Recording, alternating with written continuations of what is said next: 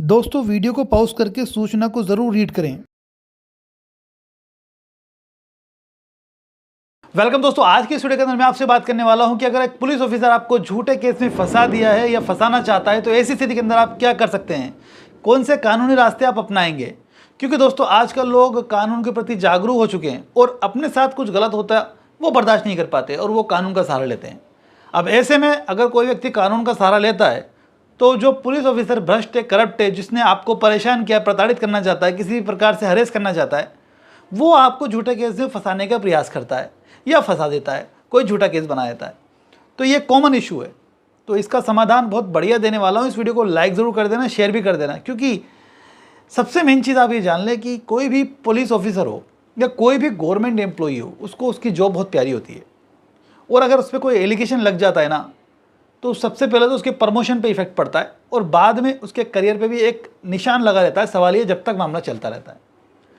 तो इस वजह से किसी को अपने साथ गलत होने से अपन को बर्दाश्त नहीं करना चाहिए। गलत कोई कर रहा है तो अपन को एक्शन लेना चाहिए।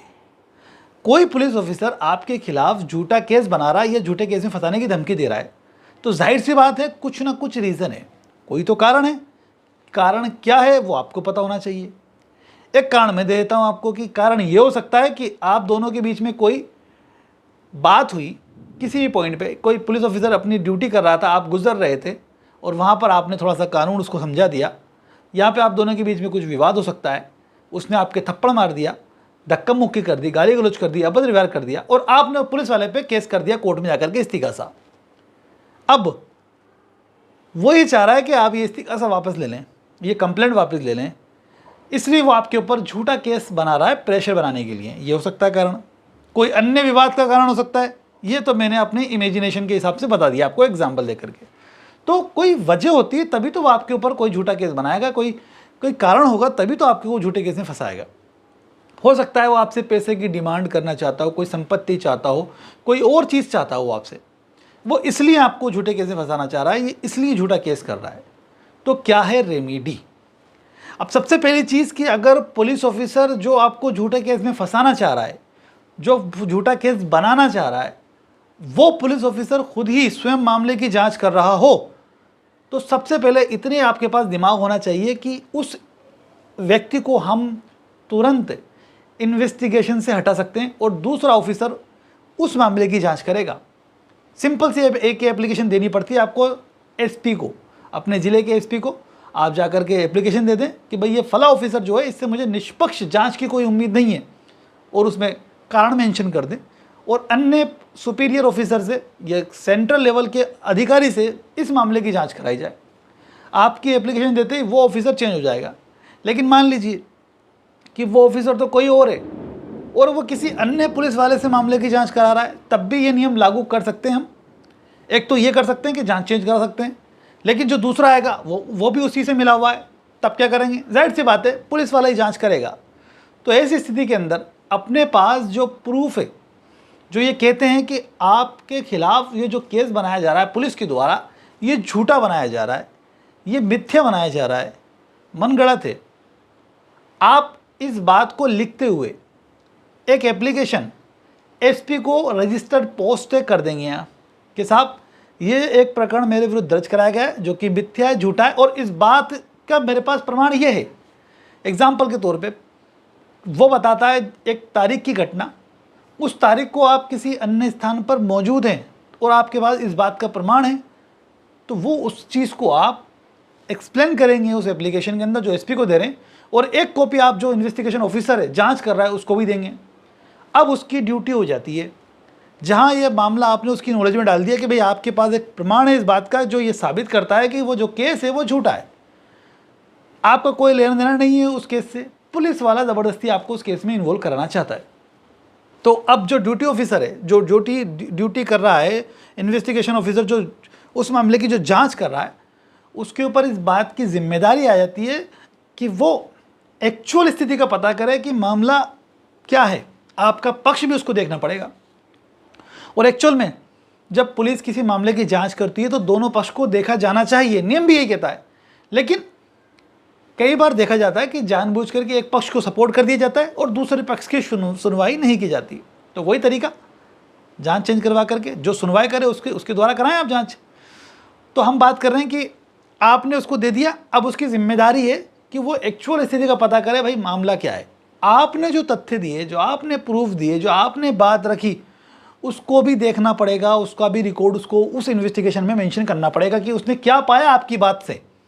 आपने कहा कि साहब मैं फला दिन फला लोकेशन पे फला रेस्टोरेंट के अंदर खाना खा रहा था और फला व्यक्ति मेरे साथ मौजूद था, तो पुलिस ऑफिसर की ड्यूटी थी कि वो फला लोकेशन पे जाए, फला रेस्टोरेंट में जाकर ये पता करे कि फला व्यक्ति आया था क्या, सीसीटीवी फुटेज लगे हुए हैं क्या, अगर लगे हैं तो वहाँ से कलेक्ट करे, उसको चेक करे, और अगर वो इसमें ये बात प्रमाणित होती है कि हाँ आप फला तारीख को उस जगह मौजूद थे, तो ऐसी स्थिति के अंदर आप सही हैं, उस पुलिस ऑफिसर को आपके खिलाफ कार्रवाई करने का कोई अधिकार नहीं है। और फाइनल रिपोर्ट फॉल्स मानते हुए को उस मामले के अंदर एफआईआर लगाना चाहिए।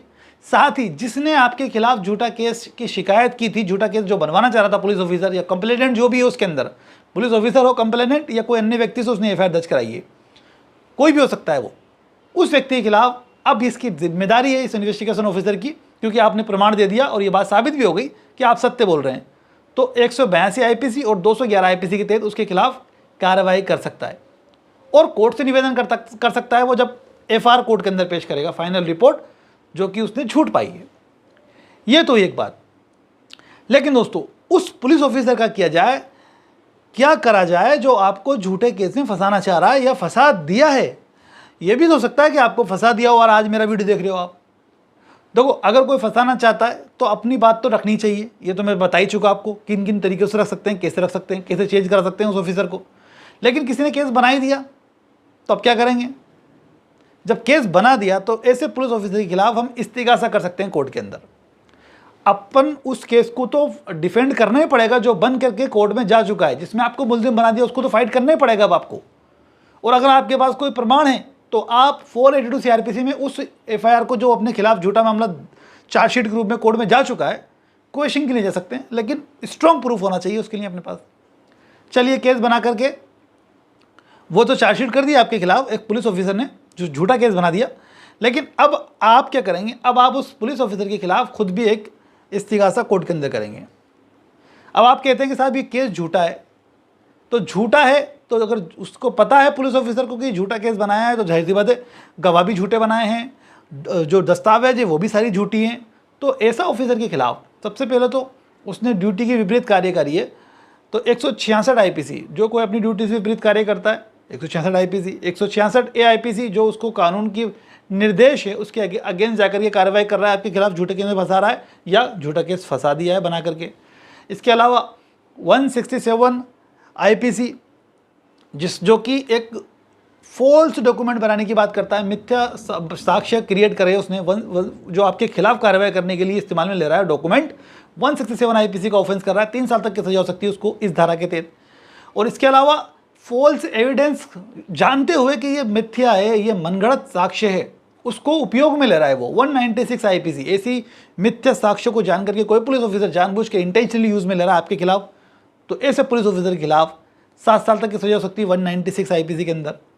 और आपको ज़बरदस्ती अरेस्ट करके जो मामला मिथ्या है जानते हुए, ऐसा जानते हुए कि मनगढ़ंत साक्ष्यों के आधार पर रिपोर्ट तैयार की गई है, आपकी रिपोर्ट बना करके कोर्ट में प्रोड्यूस कर रहा है, तो ऐसी स्थिति के अंदर 219 आईपीसी और 220 आईपीसी में आपको सुपुर्द भी कर रहा है ना वो कोर्ट के अंदर। इन दोनों धाराओं के अंदर 7 साल तक की सजा का प्रावधान है। ये सभी धाराएं एक ऐसे पुलिस ऑफिसर पे लगेंगी जो अपने पद का दुरुपयोग कर रहा है और आपको झूठे कैसे फंसा रहा है। इसके अलावा 388 आईपीसी के अंदर 10 साल तक की सजा हो सकती है उस व्यक्ति को जो आपको ऐसे ऑफेंस में फंसा रहा है जो कि 10 साल से अधिक की सजा वाला ऑफेंस है। अब देखना पड़ेगा कि आपको कौन से ऑफेंस में फंसा रहा है वो। और अगर सिर्फ धमकी दे रहा है ना, सिर्फ कोई झूठे केस में फंसाने के लिए कोई पुलिस ऑफिसर, तो 389 आईपीसी के तहत आप कोर्ट में इस्तिगासा कर सकते हैं। ये सभी धाराएं ऐसी जो उस पुलिस ऑफिसर के खिलाफ बनती हैं। तो आप सबसे पहले इस्तिगासा करके कोर्ट में पेश कर दें, उसके बाद आप उस एफआईआर जो आपकी शिकायत दर्ज हुई है उसकी नकल निकलवा करके अलग अलग डिपार्टमेंट में भेज सकते हैं। विजिलेंस डिपार्टमेंट में भेज सकते हैं, आप सीएम को भेज सकते हैं, आप पुलिस कंप्लेंट अथॉरिटी के अंदर शिकायत कर सकते हैं। इन सभी जगह पर जाकर के इसको जवाबदेही देनी पड़ेगी जो आपने मामला दर्ज कराया। और अगर आपने साबित कर दिया, एक तो अगर आपने ये साबित कर दिया कि जो शिकायत आपके खिलाफ दर्ज कराई गई थी, जो उसने झूठा केस आपके विरुद्ध बनाया था, एक्चुअल में वो झूठा था, और ये साबित हो गया, तो निश्चित तौर पे उस व्यक्ति को टर्मिनेट कर दिया जाएगा। सस्पेंशन नहीं होगा, टर्मिनेशन होगा। तो जाहिर सी बात है, अगर कोई व्यक्ति किसी व्यक्ति पर झूठा केस बनाता है तो इतना आसान नहीं है। पुलिस वाला को कोई इतना ईजी है क्या कोई झूठा केस बनाना, कलेक्शन करना एविडेंस का? It is very typical thing. अगर आप कानूनी रूप से फाइट करते हो ना, तो वो खुद ही अपने केस को विड्रॉ भी कर लेता है और आपके पास भी आता है राजीनामे के लिए, क्योंकि उसे मालूम है कि फेक बनाया है, पकड़ा जाएगा। तो इसलिए आपको घबराने की जरूरत नहीं है। कोई भी झूठा कोई केस बनाता है पुलिस ऑफिसर, तो आपको कानूनी रूप से इस तरह से जो तरीका मैंने बताया, इसी तरीके से केस को फाइट करना चाहिए और केस करना चाहिए उस पुलिस ऑफिसर के ऊपर जिसने आपके खिलाफ झूठा मामला दर्ज कराया। डरने की जरूरत नहीं है उससे। और अगर आपको इलीगल रूप से डिटेंशन में रखा गया था, जाहिर सी बात है इलीगल आपको गिरफ्तार किया गया था, तो आपके पास यह अधिकार भी है कि आप कंपनसेशन क्लेम कर सकते हैं। नेक्स्ट वीडियो के अंदर मैं बताऊंगा कि आपको कंपनसेशन कैसे क्लेम करना है, तो उस वीडियो को ज़रूर देखें आप। और वीडियो अच्छा लगा ये तो लाइक कर दें, इसको शेयर करें। ऐसे वीडियो देखने के लिए फॉलो करें दोस्तों। Thank you.